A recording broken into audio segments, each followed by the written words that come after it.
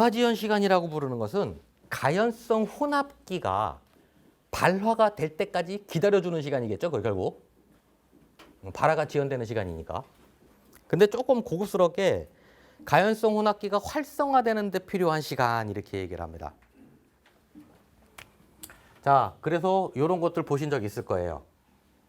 이게 이제 시간의 관점이라고 보면, 여기를 에너지의 관점이라고 보면, 그러면 우리 이런 거 보신 적 있을 거예요. 우리 불이 타는 물질은 탄소와 수소와 황입니다. 불타는 물질은. 근데 이 황은 워낙 독성이 강하기 때문에 우리가 뭔가를 해갖고 에너지로 사용하거나 이러지 않아요. 그래서 주로 우리는 이제 탄화수소계를 얘기를 하게 돼요. 탄소하고 수소하고 결합된 물질. 그래서 탄소 몇 개, 수소 몇 개 이래갖고 메탄이 되기도 하고 부탄이 되기도 하고 펜탄이 되기도 하고 이런 거죠. 그러면 여기서는 얘가 가지고 있는 놈이 개수가 몇 개냐에 따라서 기체 상태로 존재하기도 하고 얘가 많아지면 액체 상태로 존재하기도 합니다. 어쨌든 얘를 갖다가 아직 불이 붙지 않은 상태에서의 불탔을 때 얘가 불타는 원인이야. 이래서 원인계라고 불러요. 원인계. 이 원인계에서 얘가 에너지를 받으면 이놈은 이 에너지에 따라서 에너지 온도라고 볼 수 있겠죠. 온도가 자꾸 높아져요. 가연물이. 이해되시죠? 가연물이 자꾸 높아지면 어떤 형태가 되냐면 고체는 가연물의 온도가 높아지면 이제 분해가 되기 시작해요. 그러면서 가연성 가스가 나옵니다. 액체는 온도가 높아지면 증발을 하면서 가연성 가스가 나타나게 돼요. 이해되시죠? 그러면 얘가 적정한 에너지를 받아갖고 요만큼 에너지를 받았어요. 그러면 고체나 액체로 있던 놈이 기체화되는 거예요. 기체화돼갖고 얘가 C나 H나 여기서는 C나 H나 이렇게 쓰겠지만 CH4 이렇게 하면 메탄이고 이렇게 되는 거죠. 얘네들이 적정하게 이렇게 분해가 됩니다. 근데 그 분해가 된 게 충분한 활동성을 가진 에너지로 바뀌는 거예요. 그거를 활성 라디칼이라고 부릅니다. 활성 라디칼. 그러면 가연성의 증기가 됐는데 그놈들이 에너지를 충분히 가지고 있어갖고 얘네들끼리의 충돌을 하면 빛과 열이 날 수 있을 만큼 에너지를 가진 상태, 활성화된 상태를 활성 라디칼이라고 불러요.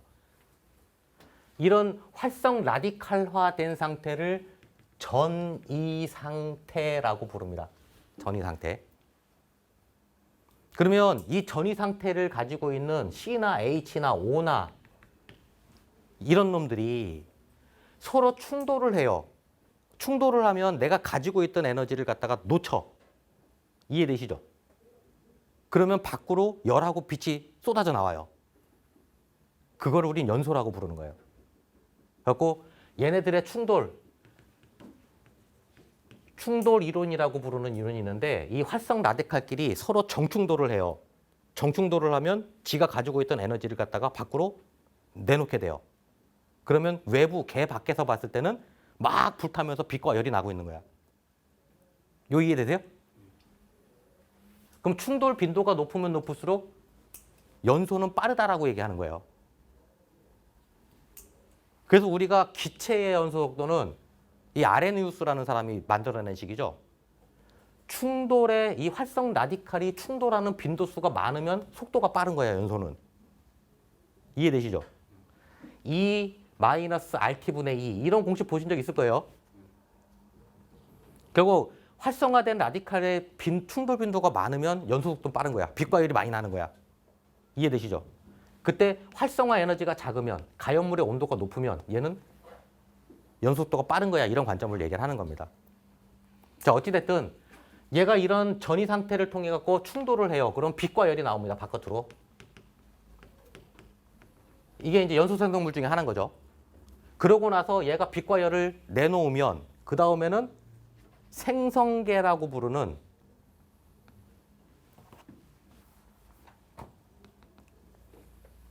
여기 뭐 나오는 거예요? C하고 H하고 가연물이 열받아갖고 그래갖고 주변의 산소하고 같이 반응을 해버린 거예요. 화학 반응. 우리가 연소를 갖다가 화학 반응이라고 부르는 것은 CH5 이런 화학식으로 얘가 표현이 되니까 화학 반응이라고 부르는 거예요. 어쨌든 이런 화학 반응을 통해서 빛과 열이 난 다음에 그 다음에 생성되는 게 C하고 O하고 충돌했더니 CO2가 나온 거고요. 이해되시죠? H하고 O하고 충돌했더니 H2O가 나온 거예요. 얘네들은 더 이상 서로 반응하지 않아요. 이 다음에. 이해되세요? C가 하나 여기다 더 반응을 해갖고 C2O2 이렇게 안 된다는 얘기예요. O가 여기 하나 또 들어가갖고 CO3가 되지 않는다는 얘기예요. 이해되시죠? H3O 이렇게 반응하지 않는다는 거죠. 더 이상 반응하지 않는 물질들을 만들어내는 거예요. 얘를 갖다가 완전 연소 생성물이라고 부르고요. 근데 C하고 O하고 하나만 충돌을 해서 그래갖고 CO가 나왔어요. 이해되시죠? 그러면 이놈은 O하고 한 번 더 반응이 가능해요. 그러면 CO2가 되겠지. 그래서 얘 CO는 독성 물질이기도 하지만 가연성 물질인 거예요. 그래서 일산화탄소는 불이 붙어요. 이거 이해되세요? 일산화탄소는 가연물입니다. 자, 어찌됐든 더 이상 반응하지 않는 물질까지를 갖다가 만들어내갖고 이렇게 나오면 얘를 생성계라고 부르는 겁니다. 그래서 얘가 이제 계 밖으로 나오는 거예요. 자, 그러면 원인계가 원래 가지고 있던 그 에너지가 있었죠. 얘가 온도가 0도는 아닐 거잖아요. 이해되시죠? 이놈이 자체가 0도는 아니잖아, 지금. 이 주변의 온도 때문에 얘가 온도가 높거나 낮거나 할 거죠.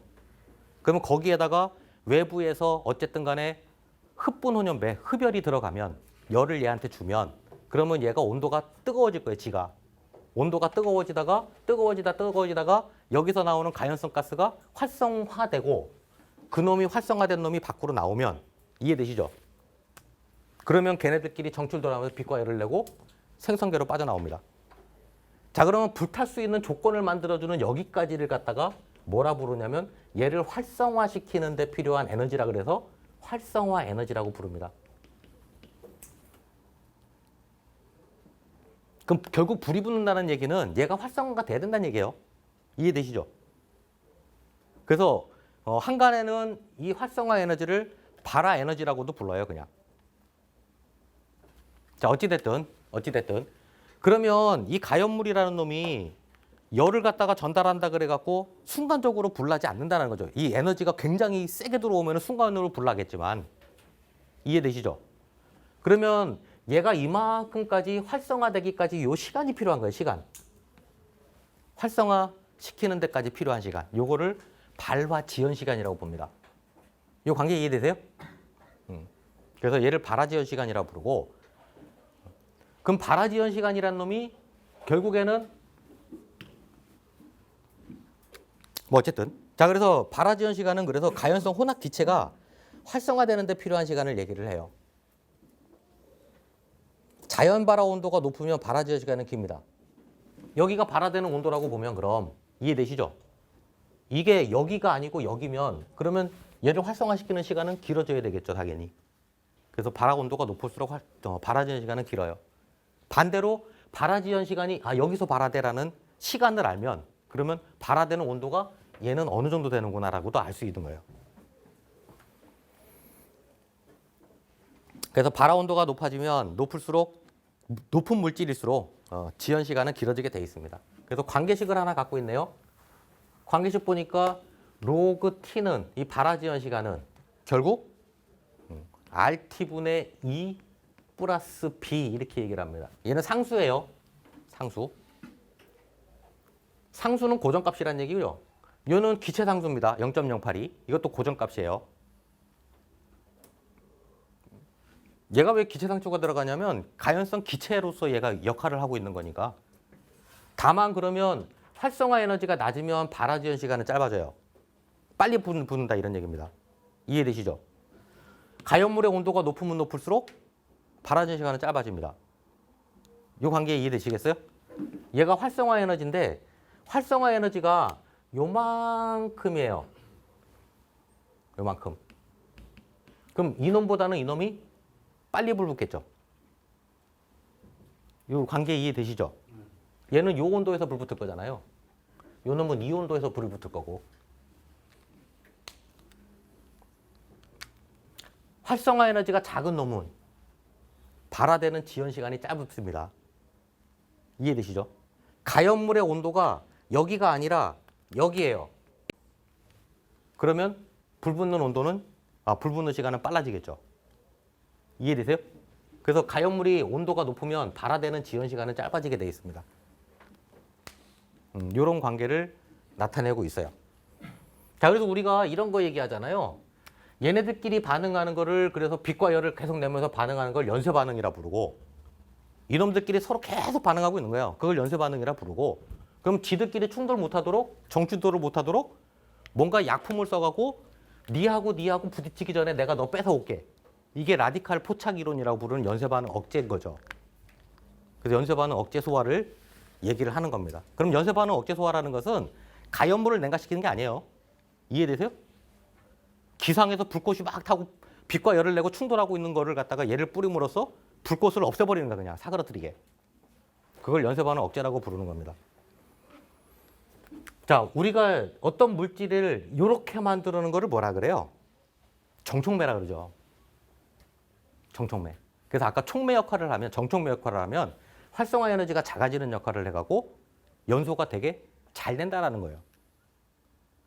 어떤 물질을 섞어갖고 얘를 갖다 이렇게 만들었어. 활성화 에너지를 크게. 이걸 부촉매라 그러죠. 불이 잘 안 타게 만드는 이런 역할을 하게도 만든다 이런 얘기죠. 일반 구획실에서는 정촉매 역할을 해갖고 불을 잘 타게 하는 거는 안 해요. 화학 공정이나 이런 데 일부러 발열을 많이 내야 되는 이런 데서는 촉매제를 집어넣는 거죠. 그래서 정촉매, 부촉매 뭐 이런 얘기들도 하고 있겠죠. 뭐 그런 관점. 그래서 뭐 3번 특징 그랬네요. 발화지연 시간은 발화 온도의 주 영향 요소입니다. 발화지연 시간을 알면 발화 온도를 알 수 있어요. 아까 말씀드린 것처럼 발화지연 시간이 여기야. 그럼 그때 온도는 여기서 불 붙을 수 있겠네. 이렇게 발화 온도도 알 수 있고, 반대로 발화 온도를 알면 발화지연 시간도 알 수 있는 거죠. 그래서 발화 온도하고 발화지연 시간의 관계. 발화지연 시간은 이거 공식 그냥 얘기한 겁니다. 발화지연 시간이라고 부르는 것은 활성화 에너지가 작을수록 가연물의 온도가 높을수록 발화지연 시간은 짧아지게 된다.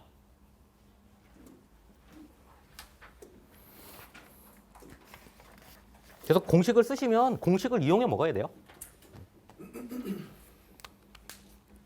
공식을 설명을 하는 거죠.